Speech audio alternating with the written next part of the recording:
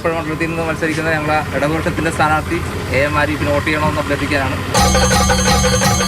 എന്റെ ചേട്ടാ എങ്ങനെ ജയിക്കാനാ? കഴിഞ്ഞ അവിടെ സംസ്ഥാനത്തിന്റെ ഏറ്റവും കഷ്ടി ഭൂരിപക്ഷത്തിലാ ഇവിടെ ആരിഫ് ജയിച്ചത്. ആരിഫ് ഇവിടെ തോറ്റിട്ടുണ്ടെങ്കിലും പഴനിക്ക് പോയി മുട്ടയടിക്കുമ്പോൾ കേസ് വേണമെന്ന് പറഞ്ഞിരിക്കുന്നത്. പക്ഷെ വൻ ഭൂരിപക്ഷത്തോടെ ഇടതുപക്ഷം ഇവിടെ പാസ്സായിരിക്കും. അപ്പൊ മുട്ടയടിക്കേണ്ടി വരുന്നാണോ പറയുന്നത്? മുട്ട അടിക്കേണ്ടി വരും, കേസ് വേണം, മുട്ടയടിക്കേണ്ടി വരും. നിങ്ങൾക്ക് ഈസി വാക്കവറാണെന്ന് എനിക്ക് തോന്നുന്നില്ല. ഈസി വാക്കറാണെന്ന് ഞങ്ങൾ പറയുന്നില്ല. മത്സരം തന്നെയാണ്. ഒരു MLA ആയിരുന്നപ്പോൾ അദ്ദേഹം ഇവിടെയൊക്കെ വന്നു പോകുന്നില്ല. അത് MP ആയതിനു ശേഷം ഈ മണ്ഡലത്തെ ശ്രദ്ധിച്ചിട്ട് പോലും. എങ്ങനെയുണ്ട് ആലപ്പുഴയുടെ ഒരു സ്ഥിതി? എന്ത് പറയാനാണ്, എല്ലാവരും കട്ടക്കാട്ടൊക്കെ ആർക്കാവുമോ ഇത്തവണ ഭാഗ്യം ആലപ്പുഴയിലെ? അത് ഞങ്ങൾക്ക് തന്നെയാണ്. ജനങ്ങൾ പല പ്രതീക്ഷയോട് കൂടിയാണ് ഈ രണ്ട് സ്ഥാനാർത്ഥിനെ 2 ടൈമായിട്ട് ജയിപ്പിച്ചത്.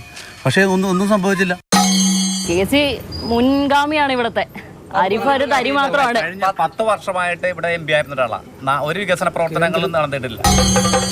KC ആണല്ലോ പിന്നെ ആലപ്പുഴ ബൈപ്പാസ് കൊണ്ടുവന്നു.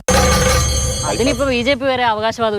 ഇതെല്ലാം ചെയ്യാൻ വേണ്ടി നരേന്ദ്രമോദി സർക്കാരിന് ഫണ്ട് വരേണ്ടി വന്നു. ആലപ്പുഴ ബൈപ്പാസ് മുതൽ ഇപ്പൊ എലിവേറ്റഡ് ഹൈവേ വരെ ഫണ്ട് വന്നുകൊണ്ട് മാത്രം വികസനം നടക്കും? അല്ല, ഫണ്ട് വന്നുകൊണ്ടാണല്ലോ വികസനം നടക്കുന്നത്. ഇടതുപക്ഷ ജനാധിപത്യ മുന്നണി സർക്കാർ സ്ഥലമേറ്റെടുപ്പിന് പൈസ അനുവദിച്ചതിന്റെ അടിസ്ഥാനത്തിലാണ് ദേശീയപാത വികസനം സാധ്യമായത്. ഈ കൊടക്കെ എവിടെ നിന്ന്? ഇപ്പോൾ ഇവിടെ ജപ്പാൻ കുടിവെള്ള പദ്ധതി കൊണ്ടുവന്ന് AK ആന്റണി സാറാണ്. പക്ഷെ പലരും പറയുന്നത് പലരും അവകാശികളുണ്ട്. KC വേണുഗോപാൽ ഓൾറെഡി ഒരു രാജ്യസഭ അംഗമാണ് രാജസ്ഥാനിലെ. അയാൾ 2026 അയാൾക്ക് അവിടെ നിൽക്കാം. പിന്നെ എന്തുകൊണ്ട് ഇപ്പൊ രാജിവെച്ച് ഇവിടെ മത്സരിക്കാം?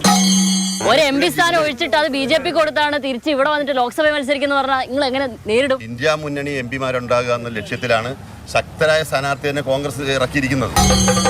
അതായത് നിങ്ങളെ ഇപ്പൊ ജയിപ്പിച്ച് അവിടെ നിർത്തും രാജ്യസഭ. അടുത്തത് ഞാൻ കൂടെ വരാം, നിങ്ങൾ എന്നെ സഹായിക്കാൻ വേണ്ടി അവർക്കൊരു സഹായം കൊടുക്കുകയും. ഇന്ത്യ മുന്നണി എന്ന് പറഞ്ഞൊരു മുന്നണി ഉള്ളപ്പോൾ ഇവർക്ക് നേരിട്ട് അന്ന് മുന്നണിയിൽ സീതാറാം യെച്ചൂരി ഉൾപ്പെടെയുള്ള ആൾക്കാർ ഇരുന്ന മുന്നണിയിൽ പറയാൻ പാടില്ലായിരുന്നു KC വേണുഗോപാൽ ഇവിടെ മത്സരിക്കുന്നത്. ദേശീയ നേതാവ് രാഹുൽ ഗാന്ധി എന്തുകൊണ്ട് അമേഠിയിൽ മത്സരിക്കുന്നില്ല?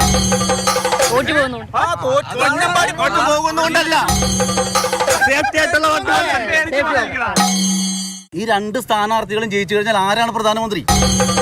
ജനം മനസ്സിലാക്കിയിരിക്കുന്നത് ഇതിന് പറ്റിയ ആള് നരേന്ദ്രമോദിയാണ്. അതുകൊണ്ട് നരേന്ദ്രമോദിയുടെ പ്രതിനിധിയായിട്ട് ശോഭാ സുരേന്ദ്രൻ അധികാരത്തിൽ വന്നാൽ മാത്രം. ആദ്യ കണ്ണീര് ശോഭേച്ചിന്റെ വീണ് കഴിഞ്ഞു. 400 രൂപ ഗ്യാസ് കിട്ടുന്നിരുന്നപ്പോ കരഞ്ഞ ശോഭിച്ചേച്ചി ചായ ഇളപ്പിച്ചിട്ടുണ്ട്.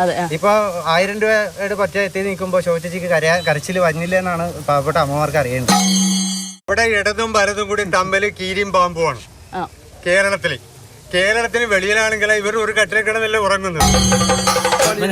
പറഞ്ഞോണ്ടാ എനിക്ക് അവിടെ ചെന്നിട്ട് ഒരു ബുദ്ധിമുട്ടും തോന്നിയില്ല. കാരണം അപ്പുറത്ത് നിൽക്കുന്നവരാണെല്ലാവരും തെരഞ്ഞെടുപ്പ് കേസിയും പോകാൻ സാധ്യതയുള്ളതാണ്.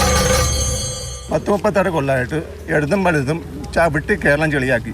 ആ ചെളിയിൽ താമര വിരിഞ്ഞിരിക്കും.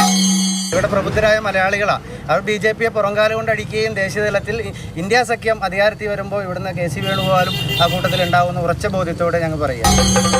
1 ലക്ഷത്തിലധികം വോട്ടിന്റെ ആത്മവിശ്വാസമാണ് ഞങ്ങൾക്കുള്ളത്. ആലപ്പുഴയിലെ ഇടം പിടിക്കോ വലം പിടിക്കോ ഇനി നേരെ പോയി താമര പിടിക്കോ എന്നതിൽ തർക്കമുണ്ട്. ജൂൺ 4 പിന്നെ അതിന് ഉത്തരം ഉണ്ടാവുമല്ലോ.